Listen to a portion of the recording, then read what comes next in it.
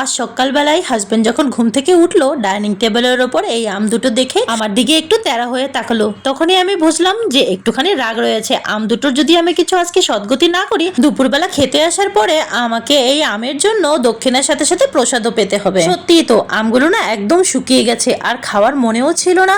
বকা তো আমি অবশ্যই খাবো, বকা খাওয়ার কার্য করছি। আর ফল টল যদি একটু বেশি পেকে যায় না, খেতে ভালো লাগে না। তাই ভাবলাম আমগুলো দিয়ে আইসক্রিম বানিয়ে ফেলি, হলে নিমিষের মধ্যেই শেষ হয়ে যাবে। তো ঘরে আইসক্রিম বানানোর জন্য তেমন কিছুই ছিল না, ছিল শুধু দুটো আম, একটুখানি দই আর ছিল মিল্কমেড। তো সেগুলো দিয়েই বানিয়ে ফেললাম একদম টেস্টি টেস্টি আইসক্রিম। তো আমগুলো ছোট ছোট টুকরো করে কেটে নিয়েছি, আর নিয়েছি 4-5 চামচ দই, আর নিয়েছি এখানে 4 চামচ মতো মিল্কমেড। আর আমগুলো একটু টক ছিল বলে আমি 2 চামচ মতো চিনি নিয়েছি।